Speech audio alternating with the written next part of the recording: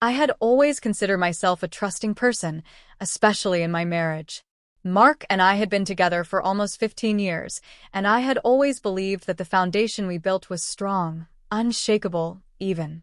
We had our ups and downs, like any couple, but I always thought we could weather the storms together. After all, that's what marriage was about, wasn't it?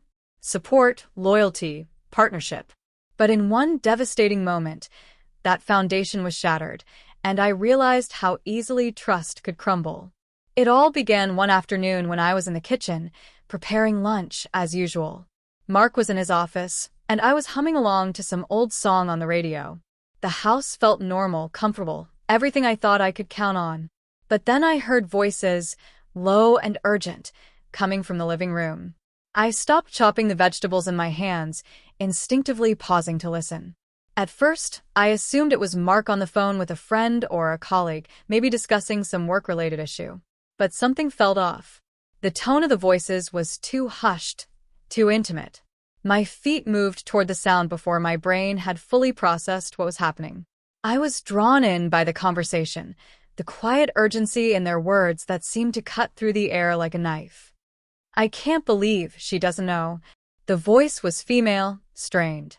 It was a tone I hadn't heard before, a sort of whispered anxiety that didn't match the everyday conversations I was used to hearing between Mark and his friends. "It's all falling apart, Mark. Are you sure you want to do this?" Mark's voice came through low and calm, but there was an edge to it. "It's the only way. I'll move her out next week. No questions asked. It's over." The words hit me like a punch to the stomach. I felt my legs weaken, my vision blur as the shock of what I was hearing sink in. Move her out? It's over? I felt dizzy, like the floor was giving way beneath me. I couldn't breathe for a moment, my mind racing to make sense of the words. What were they talking about? And who was this woman? I couldn't move. I couldn't think clearly. I was paralyzed by a mix of disbelief and a creeping, nauseating sense of betrayal. My mind screamed at me to confront him. Asterisk right now, asterisk to storm into the living room, demand answers, make him feel my anger. But something stopped me. Some instinct, buried deep inside, told me to hold back, to listen, to gather more information before I did anything rash. The silence in the house was deafening. I didn't dare move, but I couldn't tear myself away from the conversation. The words, the tone, everything about it felt wrong, felt like a cold slap in the face. "You know what needs to be done," the woman said again, this time her voice trembling slightly. "Just make sure she's gone by the end of the month. You've already made up your mind, haven't you?" Mark didn't hesitate. "Yes. It's over. She'll be out by next week." I stumbled back, my heart racing, my thoughts a blur of confusion, hurt, and growing panic. I didn't know what to feel. Betrayal was an understatement. The very man I had trusted, the one I thought I knew inside and out, was planning to throw me out of our home, without a second thought. He'd already made the decision, and the worst part was how coldly he spoke of it. It was as if I was nothing more than an inconvenience to be dealt with. No mention of the years we'd spent together, no hesitation, no empathy. Just a cold, calculated move. I needed answers. But I couldn't just confront him. At least not yet. I had to think this through. I wasn't going to let my emotions rule me. Not this time. I moved away from the doorway, heart still pounding in my chest. I stood still for a moment, trying to steady myself. I knew I had to remain calm, even though the anger boiling inside me threatened to spill over. I couldn't afford to make a mistake. He had made his decision, but I wasn't going to let him dictate my future without a fight. I needed to take control of this situation. If he was planning to end our marriage, then fine. Asterisk, I would be the one to end it on my terms. Asterisk, I couldn't let him have that power over me, to just casually decide my fate without considering the woman he had pledged to love. I wasn't going to let him discard me like some insignificant piece of his past. No. I would stand my ground. For the first time, I allowed myself to think about what I could do. What options did I have? The legal side of things came to mind. Divorce was an obvious course of action. But it wasn't just about ending the marriage. It was about taking control of my life, protecting my future and making sure that I wouldn't be the one left with nothing. I didn't know what I was going to do next, but one thing was clear. I wasn't going to be a victim. Mark might have thought he could just throw me out and move on with his life, but I would make sure that didn't happen. Whatever it took, I would fight for what I deserved. I wasn't going to allow him, or that woman, any more control over my future. I slowly walked back into the kitchen, my hands still trembling as I finished preparing lunch. But my mind was elsewhere now, calculating, planning. One thing was certain, I wouldn't let this betrayal destroy me. I had always been strong, and now was the time to show just how strong I could be. Lunch that day was a strained performance. Mark sat across the table, scrolling through his phone between bites, the epitome of a man with nothing to hide. He didn't glance up, didn't notice my trembling hands or the storm brewing behind my eyes. My mind reeled with the weight of what I'd overheard. Each bite he took felt like an insult. Each word he didn't say a confirmation of his betrayal. I forced myself to act normal, though every fiber of my being wanted to scream. I needed time to think, to gather my wits and plot my next move. Confronting him without a plan would be playing into his hands. The idea of losing the home we'd built together, the life I'd worked so hard to maintain, was unbearable. But even more unbearable was the thought of allowing him to blindside me, to leave me scrambling in the aftermath of his betrayal. Later that night, as he showered, I took a calculated risk. I went to his office, the place where he spent hours working late when I'd started noticing cracks in his excuses months ago. I opened his desk drawers, careful to put everything back exactly as it was. Inside, I found the first clue, a folder labeled settlement. My breath caught. My hand shook as I opened it, revealing printed emails and legal documents. A chill ran down my spine. He wasn't just planning to kick me out. He'd been laying the groundwork for weeks, maybe months. The emails told me enough. His lawyer had outlined steps for separating assets, dividing the house, and securing his financial interests. But the most painful blow came from an attachment titled Affidavit of Dissolution. Mark had already filled in details about the state of our marriage, painting me as emotionally distant and claiming the split was mutual. My eyes burned as I read the lies, the calculated narrative he'd spun to make himself look blameless. I realized with sickening clarity that he'd been preparing to cut me off entirely. If I didn't act fast, I'd be left with nothing, no home, no financial stability, nothing to show for the years I'd poured into our marriage. Closing the drawer, I took a deep breath and slipped back to the bedroom before he emerged. The gravity of the situation sank in. This wasn't just infidelity. It was premeditated abandonment. And if I wanted to come out of this with my dignity and future intact, I needed to act carefully, strategically. The next morning, I began to put my plan in motion.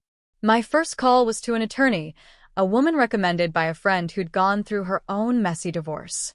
I told her everything, from the overheard conversation to the emails I'd found. She listened without judgment, her voice calm and measured as she laid out my options.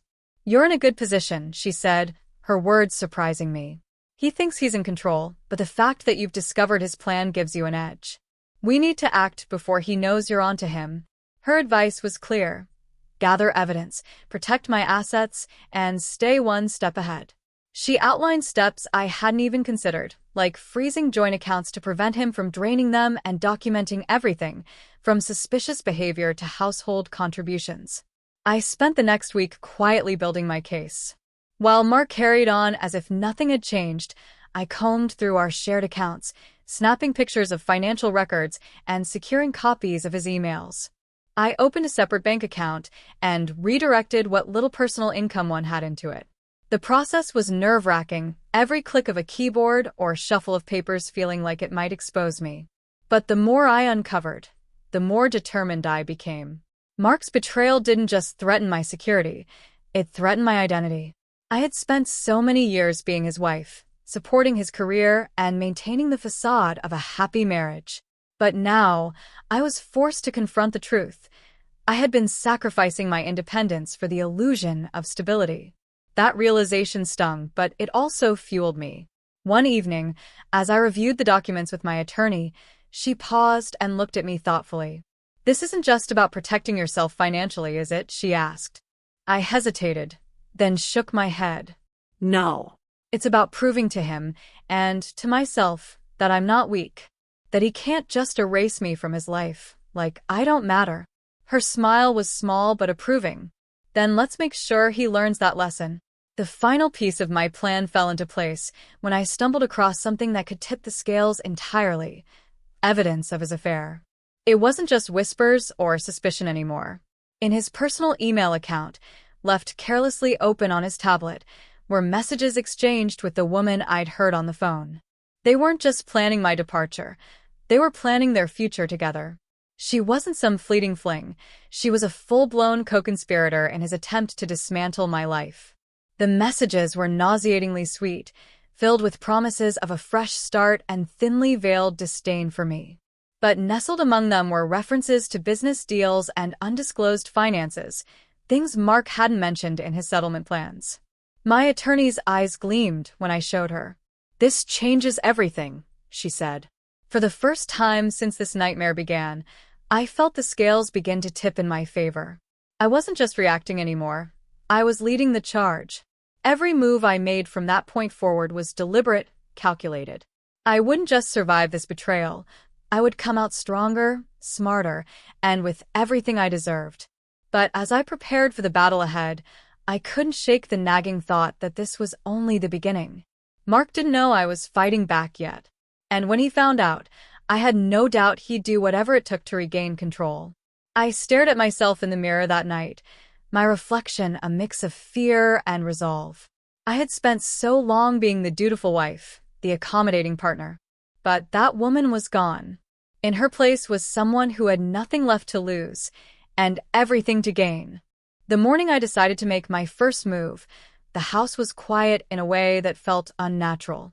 Mark had already left for work, his coffee mug sitting on the counter, like a monument to his meticulous routine. It struck me how normal everything still looked, how easily he'd slipped into his role, living his double life without a shred of guilt. But beneath the calm surface, the war between us had already begun. The difference was, he didn't know I was fighting back yet. I started the day by revisiting the evidence I'd collected, laying it out piece by piece. Financial records, incriminating emails, even screenshots of messages between Mark and his lover. Each document felt like a small triumph, a reminder that I wasn't powerless. My attorney had told me to think of this process as a chess game.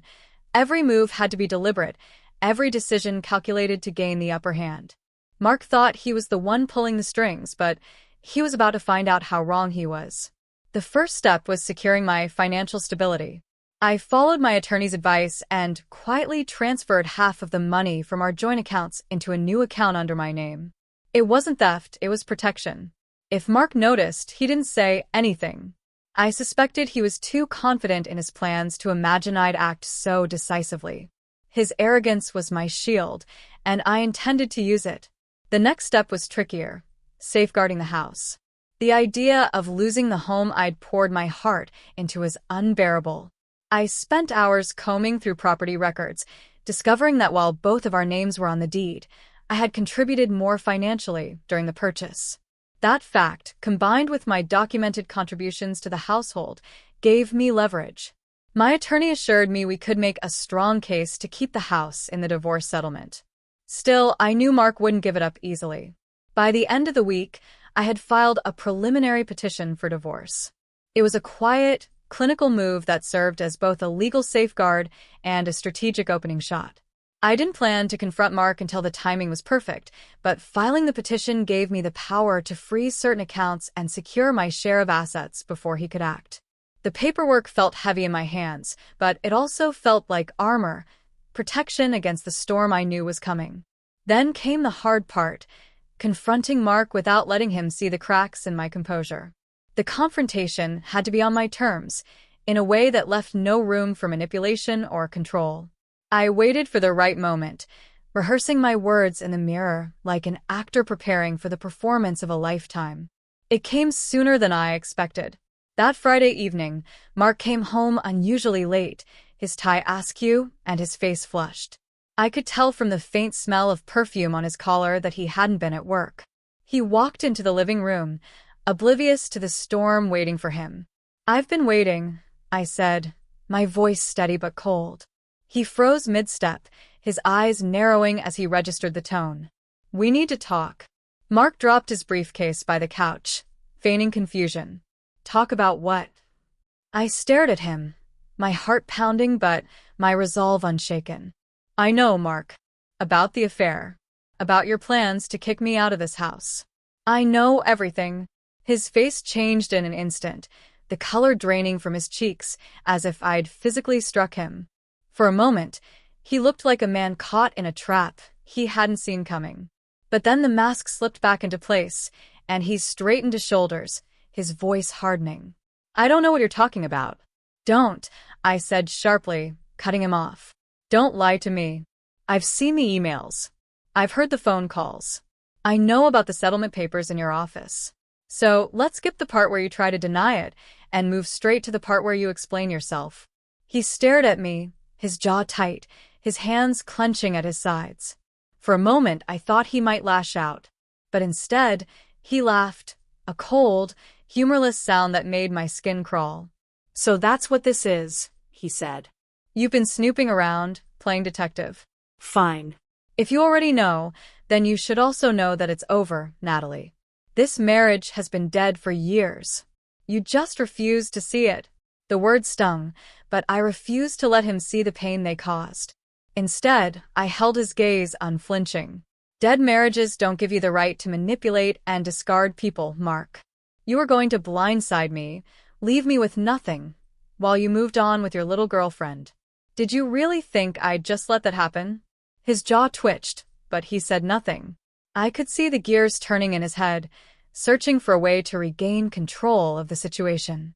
But he was too late. I'd already seized the upper hand. "I've filed for divorce," I said calmly, watching his reaction closely. "The papers will be served next week. I've also frozen our joint accounts and documented every penny you've tried to hide. If you want to fight, I'm ready. But let me warn you, Mark, you won't win." For the first time, I saw real fear in his eyes. It was fleeting, quickly replaced by anger, but it was there. And in that moment, I knew I had him. He wasn't expecting this version of me, the one who wouldn't crumble under his betrayal, who wouldn't let him rewrite the narrative of our marriage. The silence stretched between us, heavy with unspoken threats. Finally, he broke it, his voice low and dangerous. "You think you're so clever, don't you? You think you can outplay me?" I stepped closer, meeting his gaze with unwavering resolve. "I don't need to outplay you, Mark. I just need to make sure you don't get away with what you've done." He stormed out of the house that night, slamming the door so hard the windows rattled. I stood in the silence that followed, my hands shaking but my heart steady. The battle wasn't over, not by a long shot. Mark would fight back, of that I had no doubt. But I was ready for him. This wasn't just about winning a divorce settlement. It was about reclaiming my life, my identity, and my dignity. Mark thought he could destroy me, but he was wrong. I wasn't the woman he could push aside and forget. I was stronger than he'd ever given me credit for, and I was determined to prove it. Mark didn't return that night, and I didn't expect him to. The silence of the house felt like a reprieve, a moment to gather myself before the next round. I didn't sleep much, though. Instead, I went over every detail of my plan, making sure I hadn't missed anything. Mark wasn't the type to back down, and I had no illusions about how ugly things could get. If I wanted to stay ahead, I needed to anticipate his moves and strike before he did. The next morning, I contacted my attorney to update her on the confrontation. She was both unsurprised and impressed. "Good," she said. "He knows you're not backing down. That's important. Now we need to be ready for his response." Her words stayed with me as I took the next steps. I started discreetly reaching out to people who knew both of us, friends, neighbors, even a few of his colleagues. I needed to build a narrative to ensure that when this story broke, people wouldn't blindly believe whatever version Mark tried to spin. It wasn't about dragging him through the mud. It was about protecting myself from the inevitable fallout. To my surprise, many of them were more than willing to share what they knew. I learned that Mark's behavior hadn't gone unnoticed. Some had seen him with his mistress at events I hadn't attended, while others admitted they'd heard rumors about his plans to leave me. The pity in their voices was almost unbearable, but I swallowed my pride and took note of every detail. Each piece of information became another weapon in my growing arsenal. But it wasn't just about gathering evidence or securing allies. I also needed to protect the home I'd worked so hard to build. While the legal process was underway, I took steps to ensure Mark couldn't undermine me. I changed the locks on the doors and installed security cameras, small measures that made me feel safer in the face of his unpredictable anger. The cameras were especially important. I didn't trust Mark not to resort to intimidation or manipulation once he realized just how much he stood to lose. And then, there was the matter of his mistress. I hadn't planned to involve her directly. She wasn't the one who'd betrayed me, after all. But as I combed through the emails and messages I'd uncovered, I realized she wasn't just complicit in Mark's plans, she was actively encouraging them. Her messages were filled with advice on how to paint me as unstable, how to frame the divorce as my fault. It was infuriating, but it also gave me an idea. With my attorney's guidance, I sent her a formal notice, warning her to cease any interference in the legal proceedings. The letter was professional but firm, a clear message that I wouldn't tolerate her meddling. I doubted she'd take it seriously, but it felt good to assert myself, to draw a line in the sand. If nothing else, it forced her to think twice about continuing to involve herself in Mark's schemes. As the days turned into weeks, the tension between Mark and me escalated. He moved into a hotel, claiming it was for the sake of avoiding conflict, but I knew better. He was regrouping, strategizing, trying to figure out how to regain control. He started leaving me cryptic messages, accusing me of overreacting and warning me that I was making things harder than they needed to be. I didn't respond. Engaging with him would only give him more ammunition, and I wasn't about to play his game. But his threats weren't the only thing weighing on me. The emotional toll of the situation was immense. There were moments when the weight of it all felt unbearable, when I questioned whether I had the strength to see this through. Late at night, when the house was too quiet and my thoughts too loud, I found myself scrolling through old photos of happier times, wondering how we'd ended up here. It was tempting to cling to the good memories, to convince myself that the man I'd loved still existed somewhere beneath the lies and betrayal. But I knew better. The man I thought I knew was gone, replaced by someone I couldn't trust. One evening, as I sat in the living room going over legal documents, I received an unexpected call from one of Mark's colleagues. It was a man named James, someone I'd met only a handful of times at office parties but had always seemed kind. He sounded hesitant at first, as if unsure whether to speak up, but eventually he said, "I don't know if this will help, but I think you should know. Mark's been talking about moving some of his assets offshore. He's trying to make it look like they're business-related, but something about it didn't sit right with me." My heart raced as he explained. If Mark was hiding assets, it could complicate the divorce proceedings significantly. But it also gave me an opportunity. Armed with this new information, I passed it on to my attorney, who immediately began investigating. Within days, we'd uncovered evidence of multiple accounts Mark had failed to disclose, accounts he'd likely planned to use to fund his new life once he'd discarded me. When the findings were presented in court, Mark's confidence began to crack.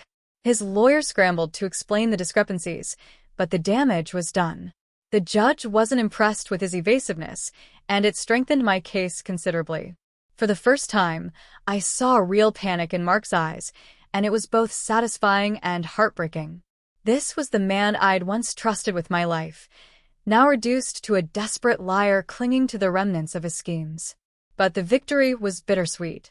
As empowering as it was to take control, it also marked the end of any hope for reconciliation. There was no going back from this, no salvaging the relationship that had once meant everything to me. It was a sobering realization, but also a liberating one. I didn't need Mark's approval or love to validate my worth. I was stronger than I'd ever given myself credit for, and I was finally starting to believe it. By the time the court proceedings drew to a close, I had secured the house, a fair share of our assets, and the peace of mind that Mark's attempts to undermine me had failed. But more importantly, I had reclaimed my sense of self. I wasn't just a wife or a victim. I was a survivor, a fighter, and a woman determined to write her own story. The day the divorce was finalized, the air felt heavier, like the world was waiting to see how this chapter would close. I stood outside the courthouse, the weight of months of battles finally lifting as the papers in my hand confirmed what I'd fought so hard to achieve. The house was mine, the settlement fair, and Mark's schemes had been exposed for what they were, desperate and hollow. But even as the legal war ended, I knew the real victory wasn't in the courtroom. It was in the woman I'd become. Mark had tried one last gambit during the final hearing, painting himself as the victim. His lawyer spun a story of my alleged manipulation, claiming I'd always been controlling, that I'd driven him to seek comfort elsewhere. The courtroom fell silent when my attorney presented the timeline of his deceit, the hidden accounts, and the text messages outlining his plans to leave me with nothing. Mark's confidence crumbled in real time, his facade breaking under the weight of undeniable evidence. The judge saw through him, her ruling decisive and unflinching. "It's clear who acted in bad faith here," she said. Her words weren't just a judgment. They were a reckoning. For the first time, Mark was held accountable, and the satisfaction of seeing justice served was more profound than I'd imagined. After the hearing, Mark approached me in the hallway. His shoulders slumped, his expression a mix of anger and something that almost looked like regret. "You've taken everything," he said, his voice low and bitter. I met his gaze, my voice steady. "No, Mark. "You gave everything away. You made your choices, and now you're facing the consequences. This isn't about what I took, it's about what you lost." He didn't have a response, just a hollow look in his eyes as he walked away. Watching him leave, I felt no triumph, no gloating satisfaction, just a quiet sense of closure. This wasn't about beating him, it was about freeing myself. And now I was finally free. In the weeks that followed, I began rebuilding my life, brick by brick. The house felt different without Mark's presence, quieter, but also warmer. I painted the walls in colors I loved, rearranged the furniture, and planted a small garden in the backyard. Every change was a declaration, a way of reclaiming the space as my own. But the most important changes weren't physical. They were within me. For so long, I defined myself by my role as a wife, tethering my identity to the man who'd betrayed me. Now, I was discovering who I was without him, strong, resilient, and capable of facing whatever came next. I threw myself into my work, finding new purpose in helping others navigate their own challenges. Sharing my story with close friends and colleagues opened doors I hadn't expected, opportunities to mentor others, to advocate for women in similar situations. My pain became my power, a source of empathy and strength that connected me to people in meaningful ways. One evening, as I sat on the porch watching the sun dip below the horizon, a friend asked me if I'd ever consider dating again. The question caught me off guard, and for a moment, I didn't know how to answer. Then I realized it didn't matter. My life wasn't defined by who I was with or what others expected of me. Whether I found love again or stayed single forever, I knew I'd be okay. Because I had me, and that was enough. As the months turned into a year, the scars of the past began to fade. I still thought of Mark sometimes, but the memories no longer held the same power over me. They were just fragments of another life, lessons I'd learned and grown from. Forgiveness was a slow process, not for him, but for myself. Forgiving the version of me that had ignored the red flags, that had tried so hard to hold onto something already broken. That forgiveness was the final piece of my healing, the key to fully letting go. And so, my story didn't end with vengeance or bitterness. It ended with peace. The peace of knowing I'd fought for myself when it mattered most, of realizing that even in the darkest moments, I'd found the light within me to keep going. Life wasn't perfect, but it was mine, and that was all I needed. The last time I saw Mark was by chance, at a coffee shop on the other side of town. He looked different, older, tired. He didn't notice me at first, but when our eyes met, there was no hostility, no lingering anger. Just a quiet acknowledgement of what had been and what would never be again. I gave him a small nod and walked away, feeling lighter, with every step. The past was behind me, and the future was mine to shape. For the first time in a long time, I felt truly free.